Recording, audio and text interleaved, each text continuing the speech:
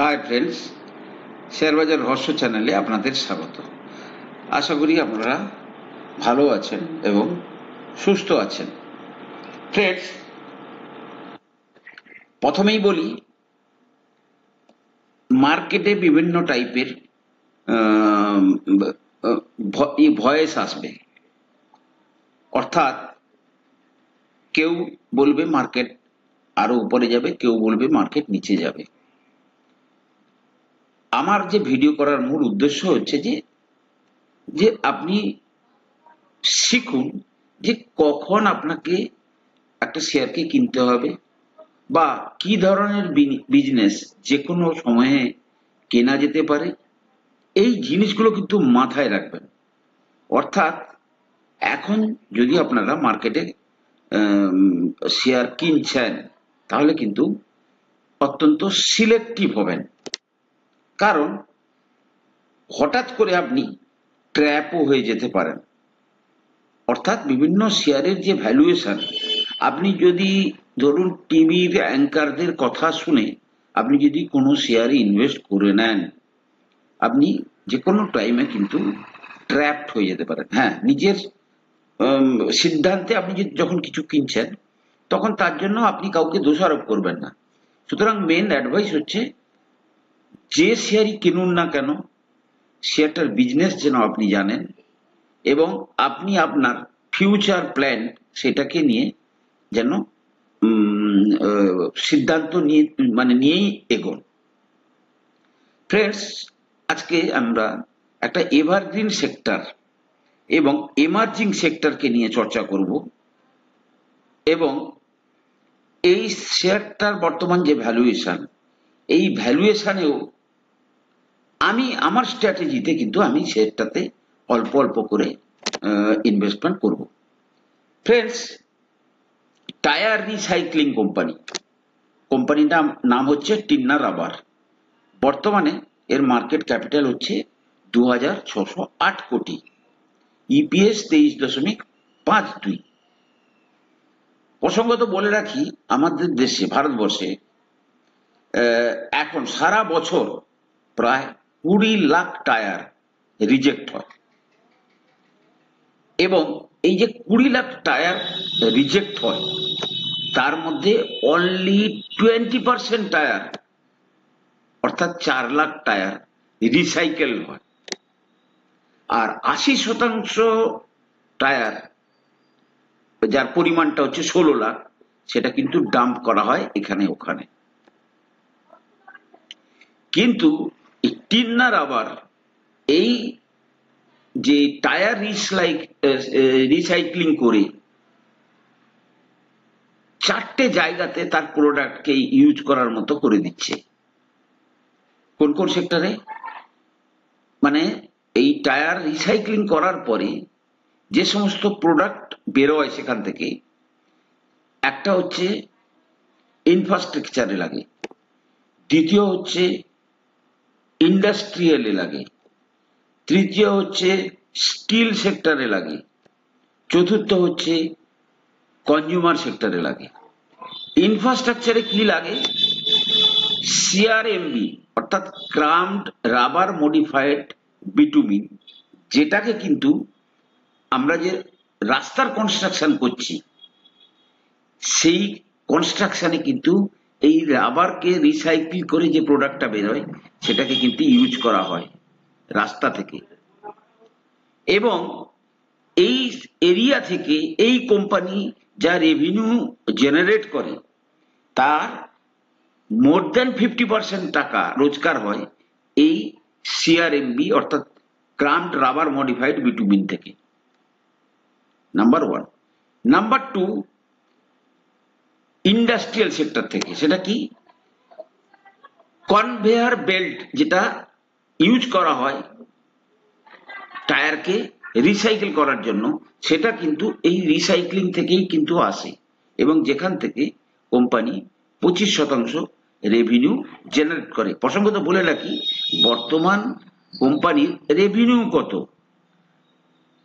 তাহলে আপনাদের জিনিসটাকে আইডিয়া করতে সুবিধা হবে। ধরুন বর্তমান 363 কোটি তার সেলস, এই 363 কোটির মধ্যে ধরুন 180 কোটি আসছে কিন্তু কোত্থেকে না, এই যে যেটা মডিফাইড বিটুমিনের কাজে লাগে। Conveyor belt used in recycle tyre, এটা হচ্ছে 25%। এবারে টায়ার থেকে যে স্টিল বেড ওয়্যার গুলো মানে বেরোয়, সেগুলো কোথায় ইউজ হয়? স্টিল ইন্ডাস্ট্রিতে। সেগুলো স্টিল ইন্ডাস্ট্রিতে চলে যাচ্ছে, সেখান থেকে 13% রেভিনিউ আসছে। চতুর্থ তো হচ্ছে কনজিউমার, যেমন ধরুন মেডিসিনের যে ড্রপার, জিমের যে টাইলস বা ফুটবলের যে তার ওপরের অংশ, তাতে কিন্তু এই প্রোডাক্ট ইউজ হয় এবং যেখান থেকে তাদের 10% রেভিনিউ আসে। ক্লিয়ার? তাহলে টায়ার এক হচ্ছে মাত্র 20% টায়ার বর্তমানে রিসাইকেল করা হয়। 80% টায়ার কিন্তু আমরা এখনো রিসাইকেল করতে পারি না, বিকজ অফ ইনফ্রাস্ট্রাকচার এবং আদার প্রবলেমের কারণে। আরেকটা মাইক্রোনাইজড রাবার পাউডার, এমআরপি বলে, যেটা কিন্তু মানে তৈরি করা হয় নতুন টায়ার তৈরি করার জন্য। নেক্সট সবচেয়ে বড় যেটা ক্রুশিয়াল, যেখান থেকে এই কোম্পানির সবচেয়ে বেশি টাকা আসবে, সেটা হচ্ছে ইপিআর পলিসি। ইপিআর পলিসিটা কি? ইপিআর এর ফুল ফর্মটা আমি বলছি, এক সেকেন্ড। ইপিআর পলিসিটা কি একটু গুগল সে দেখে নি।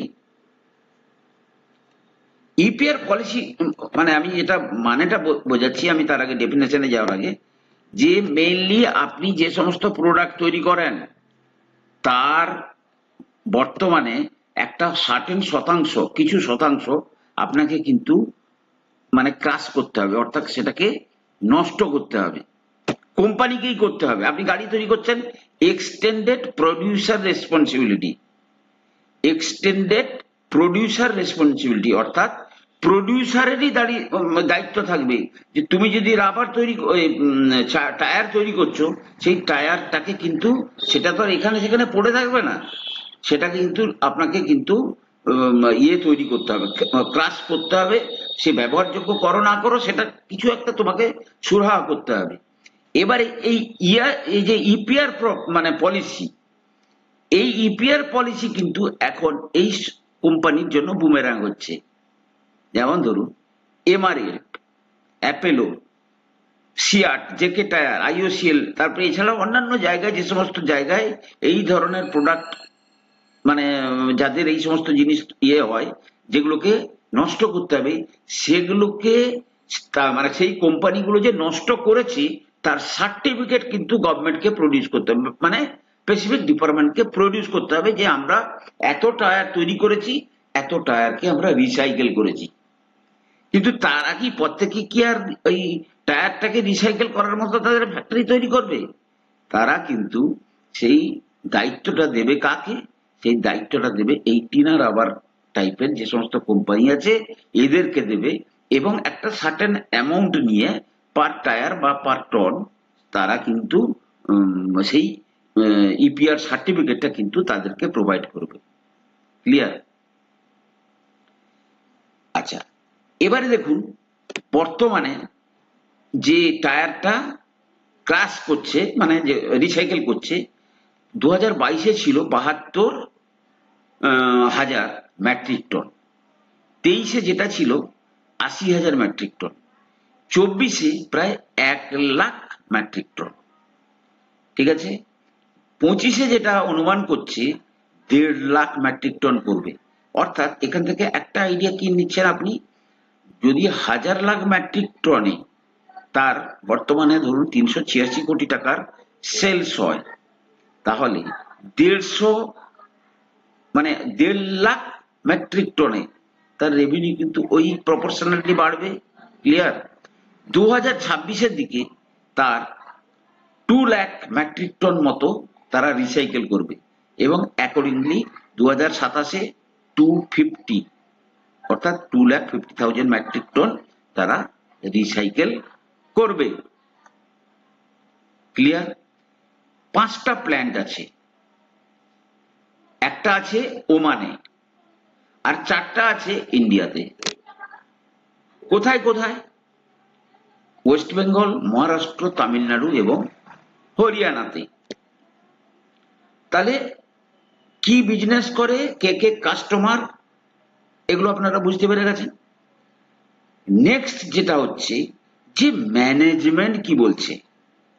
ম্যানেজমেন্ট বলছে আগামী 3 বছরের মধ্যে বাই 2027 আমরা এই রেভিনিউ আজকে যেটা কত আছে, আজকে যেটা আছে 363, এটাকে আমরা 900-তে নিয়ে যাব। বুঝতে পেরেছেন? নাম্বার 1।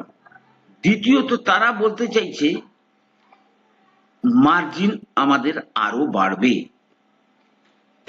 ম্যানেজমেন্ট যেটা বলছে যে 900 কোটি রেভিনিউ আসবে বাই 2027 এবং 2027-এর মধ্যে আগে আমি বলেছি 2.5 লাখ মেট্রিক টন তারা এই টায়ারকে ক্র্যাশ করে তার এই সমস্ত প্রোডাক্ট বের করবে। তাহলে বিজনেস, এই ধরুন আজকে এই ধরনের বিজনেস, এটা কি 1-2 বছরে চলে যাবে? ডেভেলপিং কান্ট্রি, আমরা ডেভেলপ কান্ট্রির দিকে আমরা এগোচ্ছি। মানে এর যে সম্ভাবনা, মানে এই ধরনের টায়ার রিসাইক্লিং এর জন্য, সেটা সম্ভাবনা কিন্তু ধীরে ধীরে অনেক বাড়তে থাকবে। ঠিক আছে? নেক্সট হচ্ছে এদের যে রেভিনিউ, মানে যে রোজগারটা করে, সেই রোজগারের প্রায় 94% কোত্থেকে আসে? ইন্ডিয়া থেকে। বাকিরা কোথায় কি করে? এক্সপোর্ট করে শ্রীলঙ্কা, থাইল্যান্ড এবং তুর্কিতে। তাহলে কোম্পানির ব্যাপারে আপনাদেরকে বোঝাতে পেরেছি। মূল প্রবলেমটা হচ্ছে যে শেয়ারটা হাইলি ভ্যালুড। অর্থাৎ যদি দেখেন, আমরা যদি চার্টে চলে যাই তাহলে দেখব শেয়ারটার কিন্তু খুব অল্প টাইমের মধ্যে কিন্তু অনেক উপরে চলে গেছে, প্রায় 1515-র কাছে।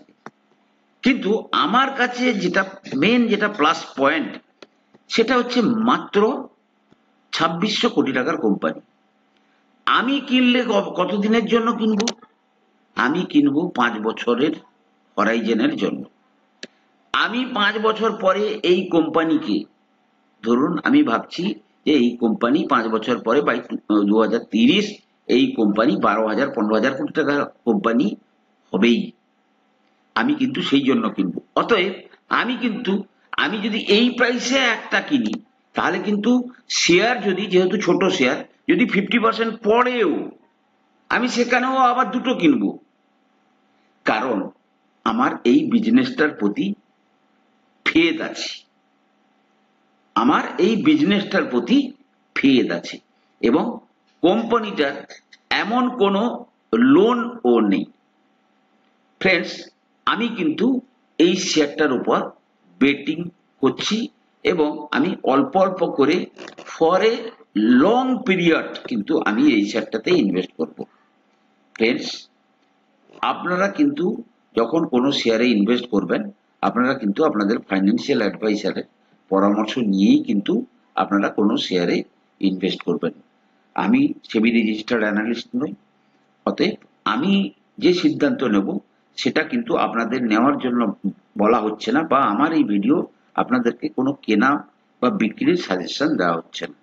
ফ্রেন্ডস, ভালো থাকুন, সুস্থ থাকুন, চ্যানেলটাকে লাইক করুন যাতে চতুর্দিকে যায়।